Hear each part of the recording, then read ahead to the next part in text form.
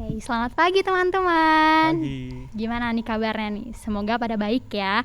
Kalaupun misalnya nggak baik juga, tenang aja nih. Tuhan Yesus bakal ngasih kalian kebahagiaan berlimpah-limpah tentunya untuk kemudian harinya, oke? Teman-teman, mari kita semua bangkit berdiri. Kita mau dengan hati yang bersuka cita, kita nyanyikan lagu Berlimpah Sukacita di Hatiku.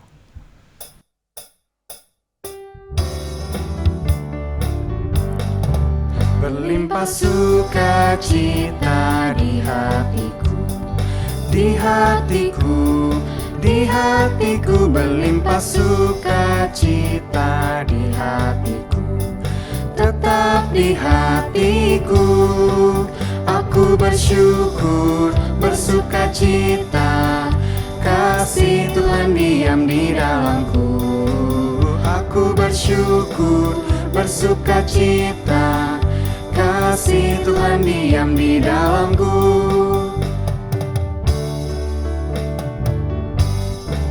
Damai sejahtera melampaui akal di hatiku, di hatiku, di hatiku. Damai sejahtera melampaui akal di hatiku, tetap di hatiku. Aku bersyukur, bersukacita, kasih Tuhan diam di dalamku. Aku bersyukur, bersukacita, kasih Tuhan diam di dalamku. Ibadah ini berlangsung di dalam nama Allah Bapa, Anak, dan Roh Kudus. Kasih karunia dan damai sejahtera dari Allah Bapa, Anak, dan Roh Kudus menyertai saudara sekalian. Mari teman-teman, kita nyanyikan lagu PKJ 14, ku nyanyikan kasih setia Tuhan.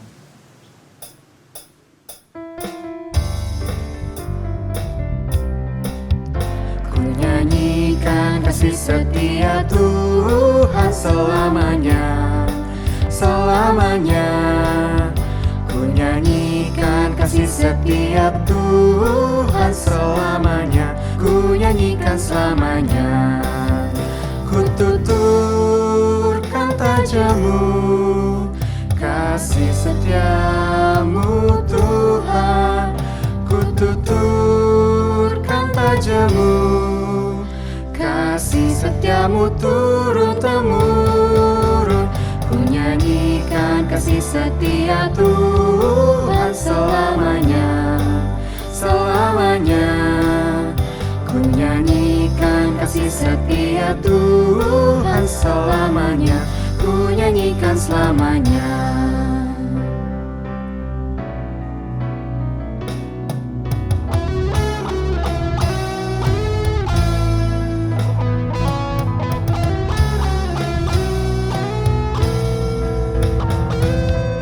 Syukur bagimu Tuhan, segala hormat bagimu Tuhan. Allah yang mengasihiku, Allah yang memeliharaku. Syukur bagimu Tuhan, segala hormat bagimu Tuhan. Allah yang mengasihiku, Allah yang memeliharaku selamanya.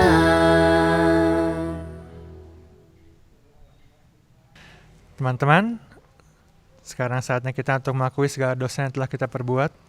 Tentunya dalam keseharian kita, banyak sekali tindakan atau perkataan kita yang menyakiti hati Tuhan. Pada hari ini, saya mau ajak kita semua untuk datang ke hadirat Tuhan dan mengakui segala dosa yang telah kita perbuat. Saya izinkan kita semua untuk secara pribadi datang ke hadirat Tuhan dan saya akan menutupnya dengan doa.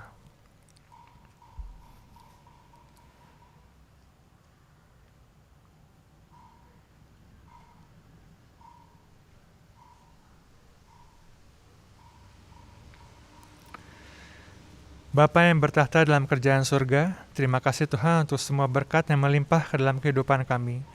Terima kasih Tuhan bahwa pada sampai hari ini kami bisa berkumpul dengan teman-teman kami masih bisa berkumpul dengan orang tua kami, dengan teman-teman kuliah, teman-teman sekolah kami Tuhan. Namun Tuhan, dalam keseharian kami tentunya banyak sekali Tuhan perbuatan kami, perkataan kami yang menyakiti hati-Mu. Tuhan Yesus, kami ingin meminta maaf, kami ingin mengaku segala dosa yang telah kami perbuat, baik sengaja ataupun tidak sengaja. Pada hari ini ya Tuhan, kami datang ke hadirat-Mu. Kami ingin meminta Engkau untuk menuntun dan membimbing kami kembali ke dalam jalan yang lebih baik. Terima kasih ya Tuhan, kami percaya Tuhan bahwa Engkaulah Juru Selamat kami. Terima kasih Tuhan, dalam nama-Mu kami telah berdoa. Amin. Teman-teman, sekarang saya undang kita semua untuk bangkit berdiri, karena kita akan menerima berita anugerah.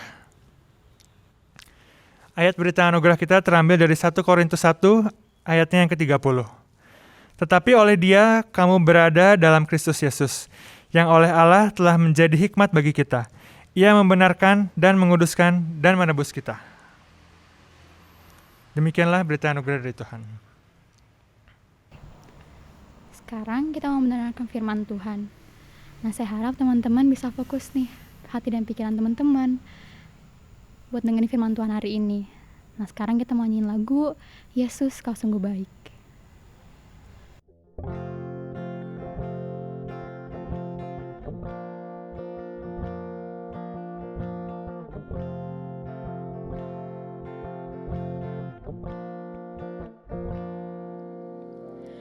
Yesus, Kau sungguh baik. Yesus, nama-Mu indah. Yesus, ku cinta Kau selalu. Ku tinggikan, ku agungkan selamanya. Yesus, Kau sungguh baik. Yesus, nama-Mu indah. Yesus, ku cinta Kau selalu. Ku tinggikan, ku agungkan selamanya.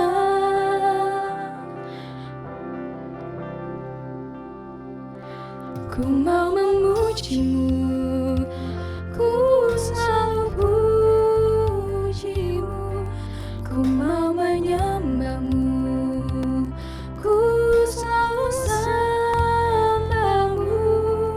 Kau yang layak terima semua pujian, kemuliaan hanya bagi Tuhan.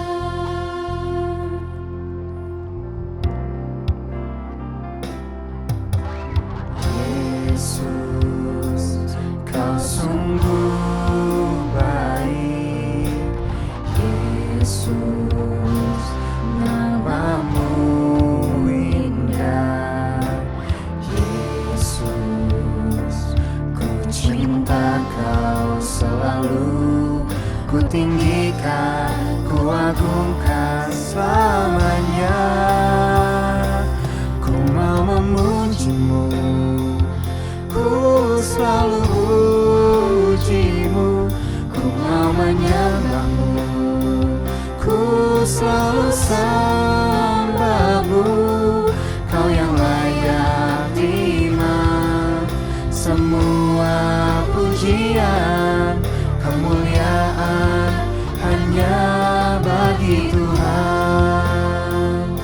Semua kemuliaan dan keagungan tertuju padamu, Tuhan dan Rajaku. Segenap jiwa dan nafasku menyembah Yesus yang hidup.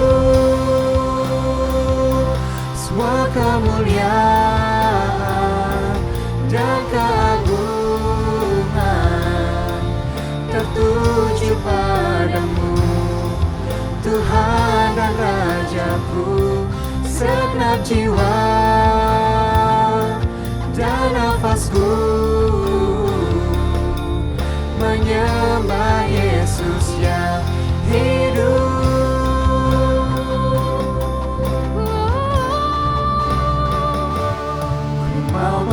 memujimu, ku selalu pujimu, ku mau menyembahmu, ku selalu sembahmu, kau yang layak terima semua pujian, kemuliaan hanya bagi Tuhan. Kau yang layak terima semua pujian, kemuliaan hanya bagi Tuhan.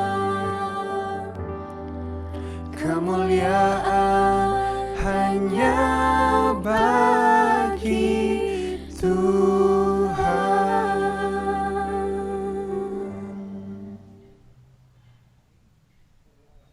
Rekan-rekan muda yang dikasihi Tuhan Yesus Kristus, sebelum membaca dan mendengarkan firman Tuhan, mari kita bersama-sama bersatu di dalam doa. Kita berdoa. Tuhan Yesus Kristus, Juru Selamat kami yang hidup, kami bersyukur untuk kebaikan-Mu di sepanjang kehidupan kami. Sekarang ini kami dipersatukan oleh Tuhan di dalam kebaktian Prapaskah yang kelima. Kami percaya kasih Tuhan besar kepada kami, sekalipun kami berada di tempat kami masing-masing mengikuti ibadah secara online, Tuhan menghubungkan kami melalui Roh Kudus. Sebentar kami mau membaca dan mendengarkan firman-Mu. Berikanlah hikmat-Mu kepada kami, supaya kami mengerti apa yang menjadi kehendak Tuhan bagi kami. Inilah kami anak-anak-Mu Tuhan, kami siap menyambut kebenaran firman-Mu. Di dalam nama Tuhan Yesus Kristus, Juru Selamat kami yang hidup, kami berdoa. Amin. Mari kita membuka Alkitab kita dari Yohanes 12 ayat 20 sampai 33.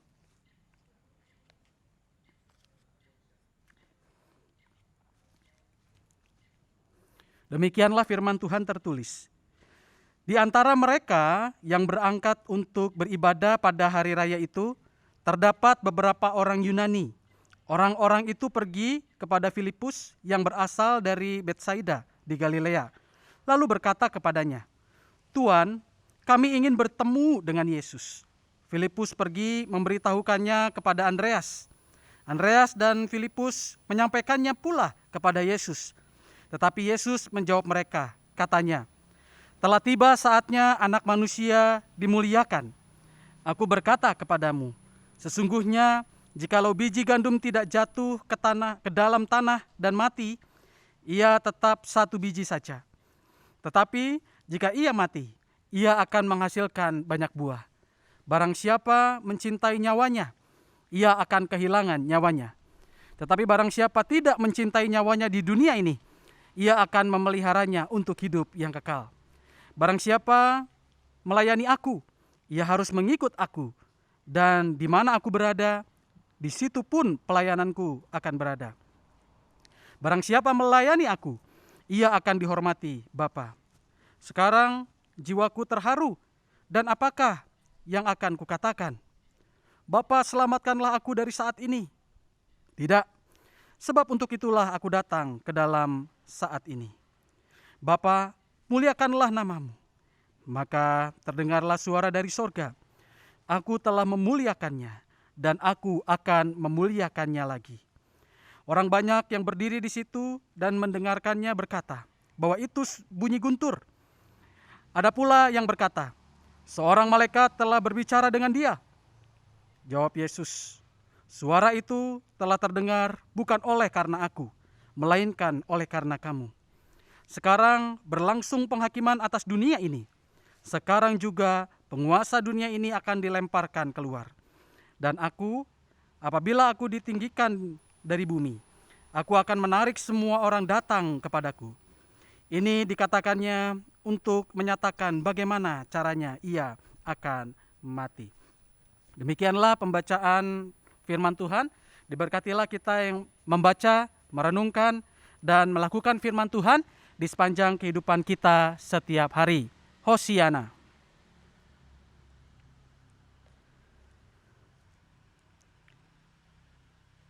Rekan-rekan muda yang terkasih di dalam Tuhan Yesus Kristus, hari ini kita akan merenungkan firman Tuhan dengan tema kasih Allah melampaui penghukuman. ada satu kata kunci untuk kita memahami firman Tuhan yang kita baca pada hari ini. Yohanes 12 ayat 20 sampai 33. Kata kuncinya adalah anugerah. Melalui kematian Tuhan Yesus Kristus di kayu salib, kita memperoleh keselamatan dan hidup yang kekal. Ngomong-ngomong tentang anugerah, menurut rekan-rekan muda, apa sih anugerah itu? Anugerah adalah sesuatu yang diterima oleh kita, padahal kita itu tidak layak untuk menerimanya. Contohnya begini, dalam sebuah pertandingan lari maraton, hanya tersisa 2 orang pelari lagi. Mereka berdua sudah melihat garis finish di depan mata mereka. Pelari yang pertama mulai mengerahkan kekuatan terakhirnya dan berlari sekencang-kencangnya. Demikian pula dengan pelari yang kedua. Ia mulai mengerahkan kekuatannya dan ikut lari sekencang-kencangnya. Pelari pertama berhasil mendahului pelari yang kedua. Kira-kira 10 meter lagi, pelari kedua ternyata terjatuh dan tergelincir, kakinya terluka. Sudah dipastikan bahwa pemenangnya adalah pelari yang pertama. Tetapi yang mengherankan adalah pelari pertama ini justru menghentikan lajunya sebelum melewati garis finish dan menoleh ke belakang untuk menolong pelari yang kedua. Pelari pertama ini kemudian memapah pelari yang kedua dan membiarkannya sampai ke garis finish lebih dahulu. Seharusnya pemenang pertandingan maraton ini adalah pelari yang pertama, bukan pelari yang kedua. Tetapi pelari kedualah yang menjadi pemenang karena pelari yang pertama ini membiarkan pelari kedua sampai ke garis finish lebih dahulu. Rekan-rekan muda, itulah yang namanya anugerah. Kita adalah orang yang seharusnya kalah, tetapi kita menjadi pemenang karena pemberian seseorang yang berbelas kasihan kepada kita. Kita tidak layak, tetapi kita dilayakkan. Kita tidak pantas, tetapi kita dipantaskan. Rekan-rekan terkasih di dalam Tuhan Yesus Kristus, Roma 3 ayat 23 menuliskan begini. Semua orang telah berbuat dosa dan telah kehilangan kemuliaan Allah. Setelah berbuat dosa, kita ini adalah orang-orang yang hidup dalam kegelapan. Pertanyaannya adalah, pernah enggak rekan-rekan muda berada di tengah kegelapan yang paling gelap? Di mana tidak ada sedikit pun cahaya berada di tempat itu. Bagaimana perasaan rekan-rekan muda sekalian? Apa yang saudara pikirkan? Apa yang mau saudara lakukan? Jika saudara pernah berada di dalam kegelapan seperti itu, saya yakin rekan-rekan muda pasti pernah mengalami atau merasakan kebingungan. Saat sebelum memasuki jemaat-jemaat, kami, kader-kader pendeta GKI, mengikuti pembinaan yang disebut dengan Bina Kader. Dalam satu segmen pembinaan, kami diwajibkan untuk mengikuti ujian mental, di mana kami harus mendirikan tenda kecil atau tenda bivak, malam-malam seorang diri di sebuah tempat di hutan yang ditentukan oleh pembimbing-pembimbing kami. Jadi para kader pendeta itu disebar di titik-titik tertentu di area hutan. Waktu itu lokasinya di Ciwidey. Kami hanya dibekali dengan sebuah lilin dan 5 batang korek api. Saat itu udara di Ciwidey sangat dingin dan berair. Keadaan ini membuat korek api kami basah dan tidak bisa dinyalakan. Beberapa rekan yang membawa senter bisa mendirikan tenda bivak dengan baik. Tetapi bagi rekan-rekan yang tidak membawa senter, tidak bisa mendirikan tenda mereka dengan baik. Kami harus meraba-raba tas kami untuk menemukan pasak, tali, dan plastik terpal. Kami harus meraba-raba tanah agar kami menemukan medan yang rata untuk meletakkan matras di sana. Kami harus mencari batu dan batang kayu yang keras untuk bisa memukul pasak dan memasang tenda bivak. Di tengah kegelapan itu, kami tidak bisa melakukan semuanya itu dengan baik dan dengan tepat. Kami mau ambil pasak, yang kami ambil malah alat tulis atau pada saat itu bolpen. Banyak kesalahan yang kami lakukan ketika kami berada di tempat yang gelap. Bahkan beberapa dari antara kami ada yang tersandung karena melewati batu yang menggumpal dan ranting yang menghalangi jalan kami. Kami harus tidur di dalam tenda bivak selebar matras tidur. Ini bukan tenda camping yang nyaman, rekan-rekan. Ini lebih terlihat seperti keranda jenazah. Karena yang tertutup hanya bagian atasnya saja. Di tengah kegelapan itu, hati kami tidak tenang. Mau tidur tidak nyaman, jantung deg-degan. Pikiran dipenuhi hal-hal yang menakutkan yang membuat kami tidak nyaman pada akhirnya. Saudara dapat bayangkan, kami pergi ke titik-titik perkempingan itu kira-kira jam 10 sampai jam 11. Dan kami harus ikut acara soloing itu, namanya soloing, itu sampai kira-kira jam 3 atau jam 4 subuh. Saudara dapat bayangkan, 5 menit berada di tempat gelap itu rasanya seperti berjam-jam, tidak nyaman sama sekali. Menggelisahkan sama sekali. Dan kita harus menanti selama berjam-jam. Dan kami tidak bisa tidur, beberapa orang tidak bisa beristirahat dengan tenang. Karena pikiran-pikiran mereka ketika mereka dan kami semua berada di tempat kegelapan. Bisa kita bayangkan rekan-rekan muda, bagaimana jika kita terus-menerus berada di dalam keadaan seperti ini? Berada di tempat kegelapan. Seperti inilah perasaan kita kira-kira sekarang ini. Begitulah keadaan kita saat kita berada di tengah kegelapan. Dosa membuat kita kehilangan arah, gelisah, khawatir, cemas, takut, was-was. Di tengah kegelapan berkali-kali kita melakukan kesalahan. Keadaan ini sangat menyesakan dan tidak nyaman. Demikianlah kalau kita berada di tengah kegelapan hidup, ketika kita dikuasai oleh dosa. Kita akan merasakan kegelisahan dan ketidaknyamanan dalam menghadapi hidup ini. Lantas apa yang terjadi kalau kita terus berada di dalam kegelapan terus-menerus? Jawabannya adalah kita akan binasa. Kalau rekan-rekan muda membuka Alkitab yang menjadi bacaan firman Tuhan di minggu yang lalu, di situ di Yohanes 3 ayat 16 ada kata binasa. Mereka yang terus hidup dalam kegelapan akhirnya adalah kebinasaan. Itulah akibat jika kita berlama-lama di dalam kegelapan, kebinasaan. Dan kata binasa ini atau dalam bahasa Yunani apolumi itu diterjemahkan juga dapat dipahami dan diterjemahkan dengan kata hancur. Jadi binasa itu hancur. Jadi kehidupan dalam kegelapan adalah kehidupan yang membawa kita pada kehancuran. Kita dapat bayangkan sebagai anak muda, kita berkubang dalam dosa, ujungnya apa? Kebinasaan atau kehancuran hidup.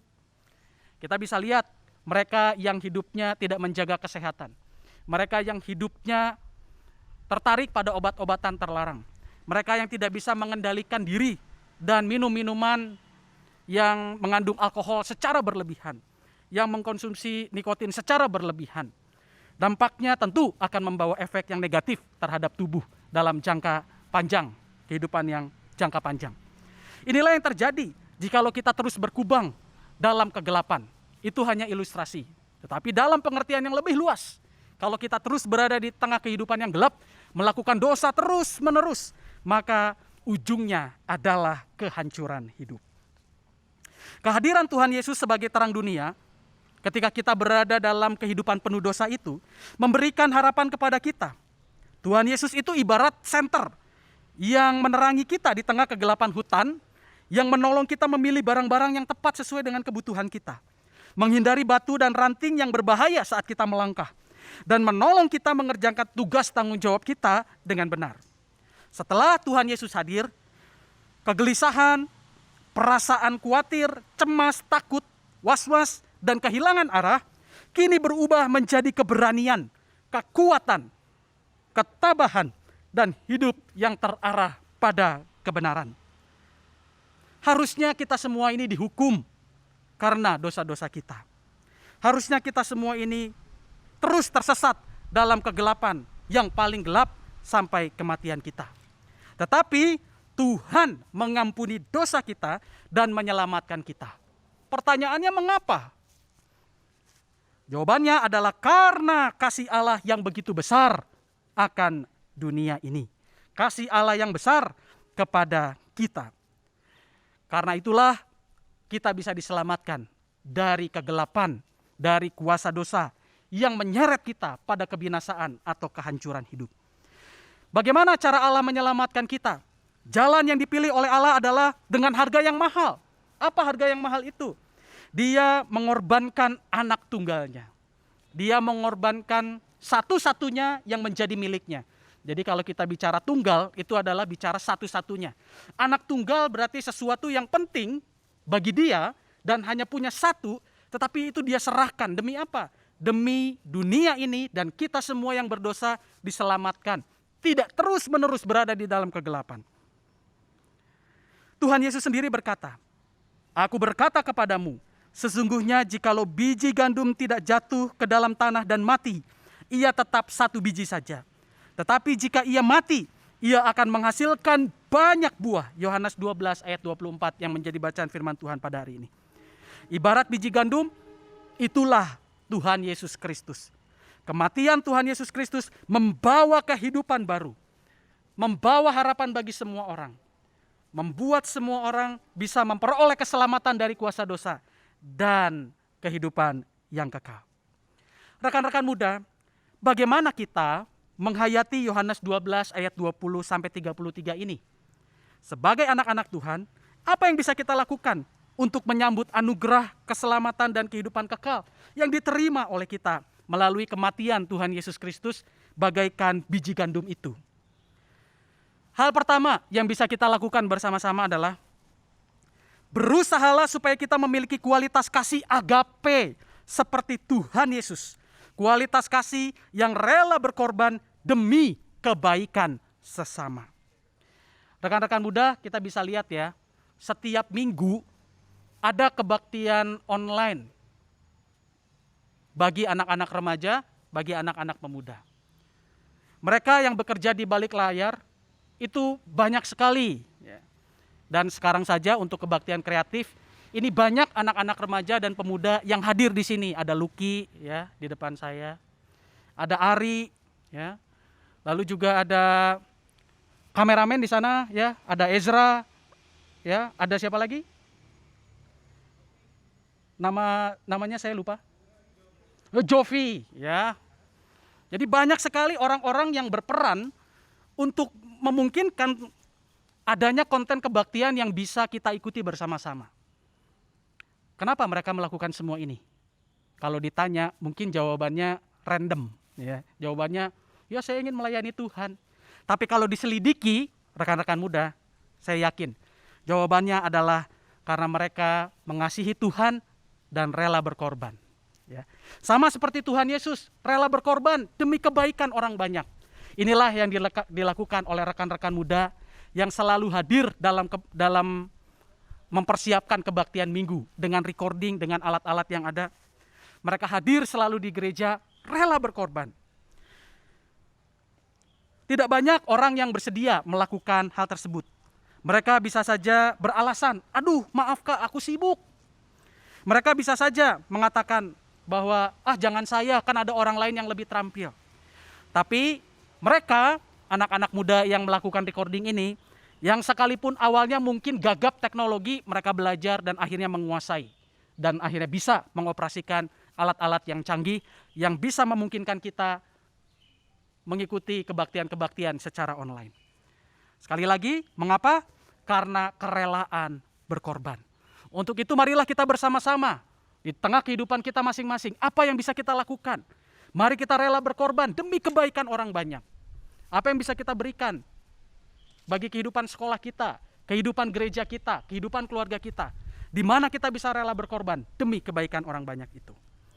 Pelajaran yang kedua dan yang juga menjadi pelajaran yang terakhir. Setialah melayani Tuhan. Betapapun berat tantangannya, betapapun sulit tantangan yang ada, seperti Tuhan Yesus. Tuhan Yesus hadir di dunia menyelamatkan manusia melalui penderitaan dan kematiannya. Hal ini pasti ditakuti oleh Yesus. Di dalam kisah kematian Tuhan Yesus ya, kisah salib, Tuhan Yesus pernah berdoa kepada Bapaknya, ya Bapa kalau bisa cawan ini berlalu daripadaku. Tetapi janganlah kehendakku yang jadi, tetapi kehendakmu yang jadi. Tuhan Yesus bisa saja mengatakan kepada murid-muridnya, saya tidak mau menderita, saya kabur aja. Jangan saya deh, yang lain aja, saya tidak layak, saya tidak berani. Tetapi Tuhan Yesus tidak melakukan itu. Tuhan Yesus tidak mengatakan itu. Tuhan Yesus malah berkata di dalam Yohanes 12 ayat 27. Sekarang jiwaku terharu, dan apakah yang akan kukatakan? Bapa selamatkan aku dari saat ini. Tidak.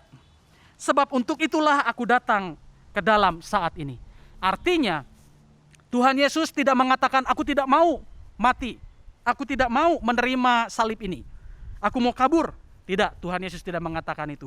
Dia mengatakan, aku datang untuk menjalankan misi dari Bapa, sekalipun itu berat, sekalipun itu sulit. Inilah yang patut kita teladani bersama-sama sebagai anak-anak muda. Kalau kita mau mensyukuri anugerah keselamatan dan kehidupan kekal yang diberikan olehnya. Berjuanglah dalam pelayanan kita yang Tuhan percayakan kepada kita sampai akhir. Apa yang Tuhan percayakan kepada kita, kerjakanlah itu dengan tulus, dengan kesetiaan. Betapapun berat, betapapun sulit pelayanan yang kita jumpai. Dalam pelayanan-pelayanan kita pasti akan berjumpa dengan orang-orang yang sulit. Orang-orang yang mungkin membuat kita sebel. Orang-orang yang membuat kita jadi ogah pelayanan, tidak semangat lagi ke gereja. Janganlah hal-hal tersebut menjadi penghalang bagi kita untuk melayani Tuhan. Tantangan pelayanan itu biasa. Tuhan Yesus itu juga menghadapi tantangan pelayanan yang seperti itu. Layanilah Tuhan. Kalau fokus kita adalah Tuhan, maka kita akan menganggap setiap tantangan itu sebagai hal biasa. Dan pastinya Tuhan akan menguatkan kita untuk melalui semuanya itu. Tapi kalau pelayanan kita untuk diri kita sendiri, maka kita akan mencari nyamannya. Aduh, saya nyaman pelayanan di mana? Aduh, saya nyaman dengan orang siapa? Kalau seseorang yang fokus pelayanannya adalah Tuhan, maka apapun tantangannya dia akan hadapi. Kalau fokusnya adalah manusia, dia akan mencari nyamannya di mana, baru aku mau pelayanan. Mana yang Tuhan kehendaki? Saya yakin yang pertama, kita melayani karena kita mengasihi Tuhan. Setialah pada pekerjaan tanggung jawab pelayanan yang dipercayakan Tuhan kepada kita sampai akhir. Sama seperti Kristus yang rela memikul salib sampai akhir kehidupannya. Marilah rekan-rekan muda, kita mensyukuri anugerah keselamatan dan hidup yang kekal yang menghindarkan kita dari hukuman Allah dengan siap hidup menerapkan kasih agape, kasih yang rela berkorban, dan siap hidup setia melayani Tuhan sampai akhir. Kiranya Tuhan memberkati kita semua. Amin.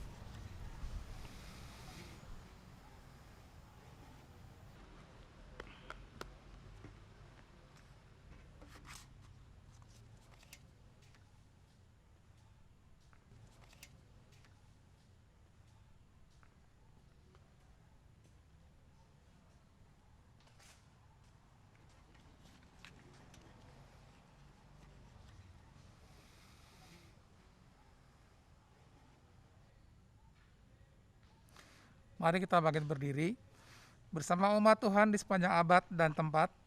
Marilah kita mengucapkan pengakuan iman kita menurut pengakuan iman rasuli.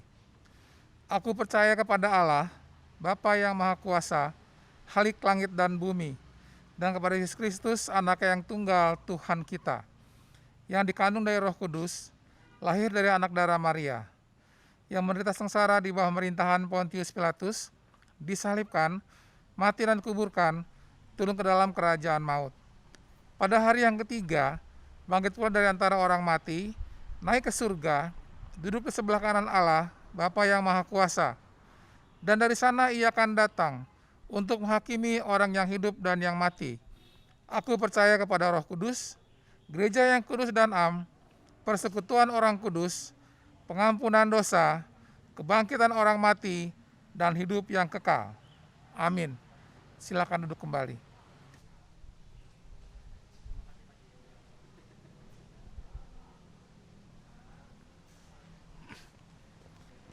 Rekan-rekan, mari kita bersatu di dalam doa syafaat. Tuhan Yesus Kristus, Juru Selamat kami yang hidup, kami bersyukur untuk kebaikan-Mu yang memelihara kehidupan kami. Hari ini kami sekali lagi diingatkan oleh-Mu Tuhan, untuk mensyukuri anugerah keselamatan dan kehidupan kekal yang Engkau berikan kepada kami. Ajarilah kami Tuhan, agar kami mau untuk setia, melakukan setiap pekerjaan yang Tuhan percayakan kepada kami. Sama seperti Engkau, menjalankan tugas dari Bapa sampai akhir. Ajarilah kami juga Tuhan, agar kami rela berkorban, sama seperti Tuhan Yesus. Seperti biji gandum yang rela mati untuk menghasilkan banyak buah. Demikian pula dengan kami.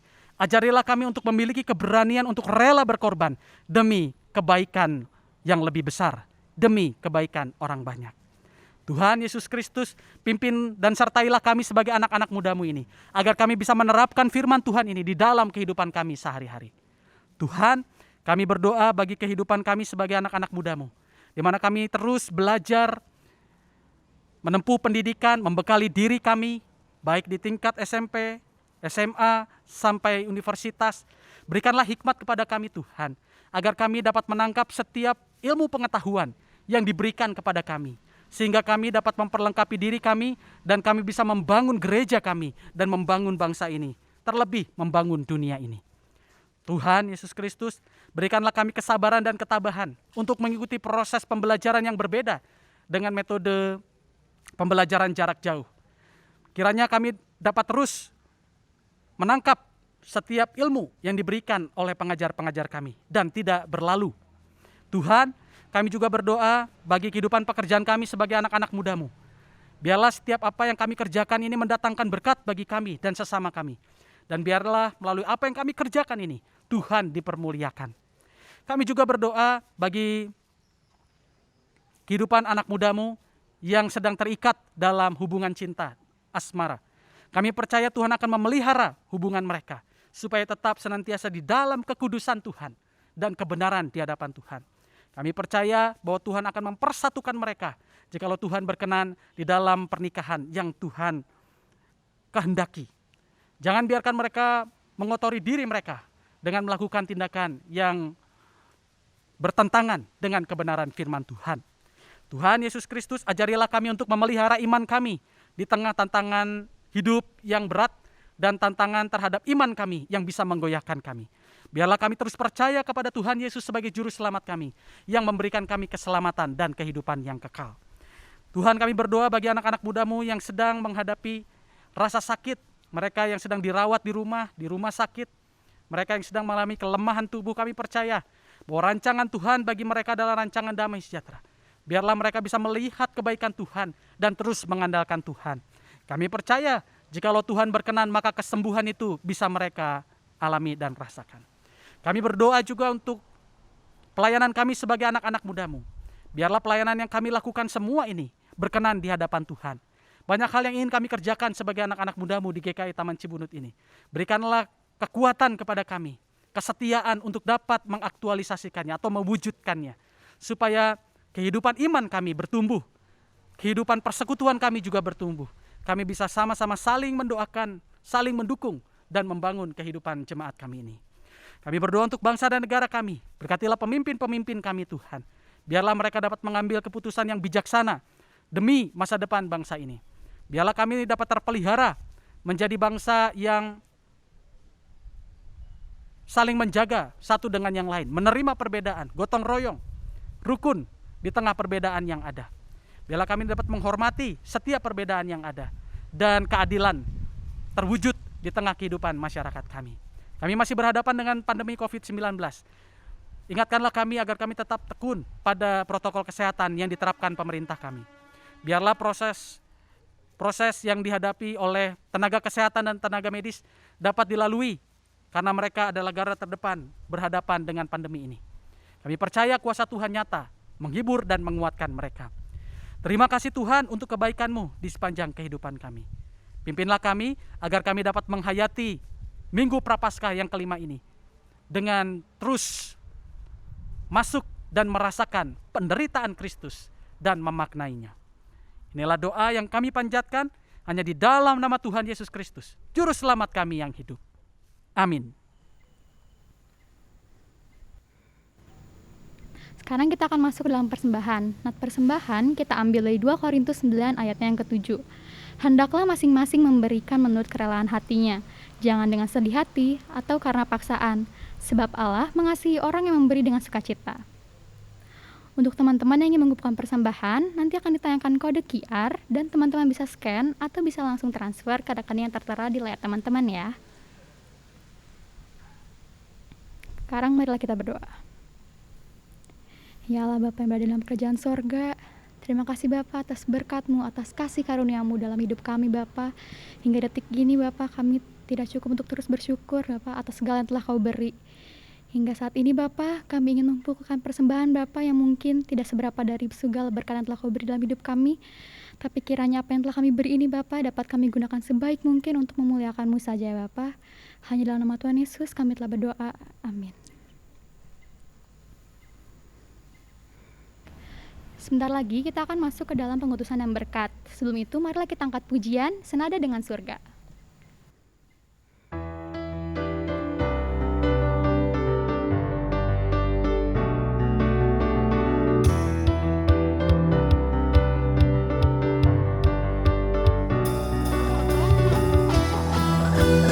Mari dengan semangat kita naikkan nama Tuhan dan kita puji nama Dia.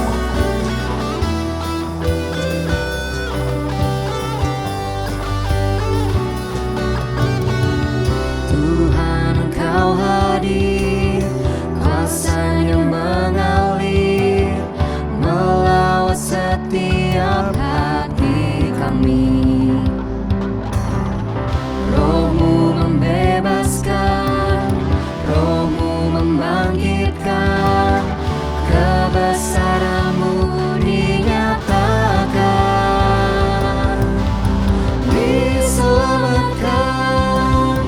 untuk menyembah, datanglah kerajaan-Mu di dunia.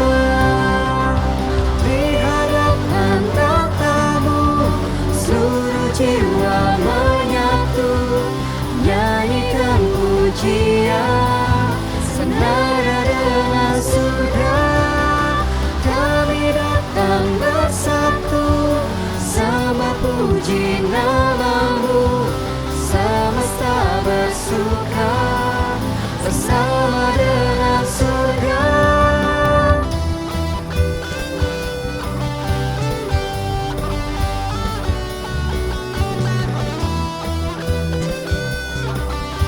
Mari teman-teman kita nyanyikan lagu ini sekali lagi dengan penuh semangat. Tuhan Engkau hadir, kuasa-Nya mengalir, melawat setiap hati kami. Roh-Mu membebaskan, Roh-Mu membangkitkan, kebesaran-Mu dinyatakan.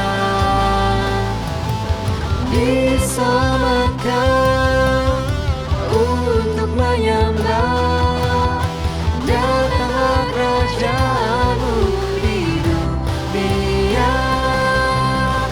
Di hadapan tata-Mu seluruh jiwa menyatu, nyanyikan pujian senada dengan surga. Kami datang bersatu, sama puji nama-Mu, semesta bersuka bersama dengan surga.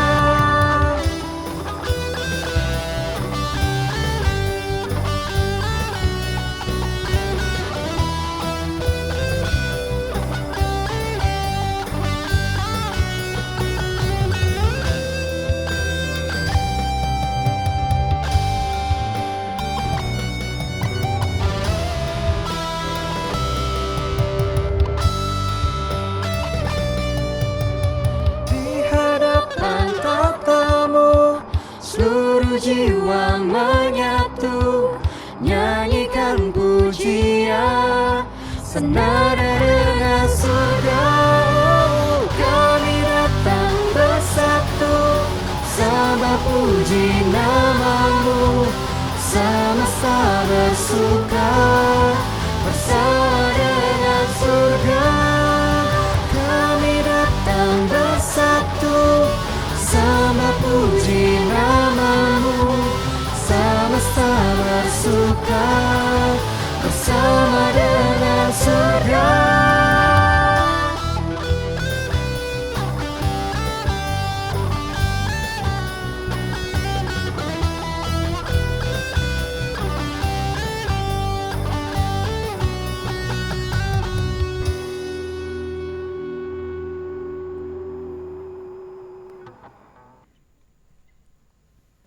arahkanlah hatimu kepada Tuhan dan terimalah berkat darinya. Tuhan memberkati engkau dan melindungi engkau. Tuhan menyinari engkau dengan wajah-Nya dan memberi engkau kasih karunia. Tuhan menghadapkan wajah-Nya kepadamu dan memberi engkau damai sejahtera. Hosiana. Amin.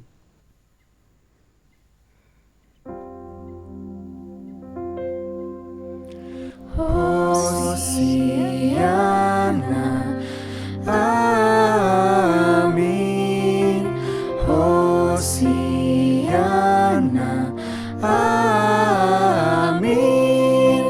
Hosiana, Hosiana, Hosiana, amin.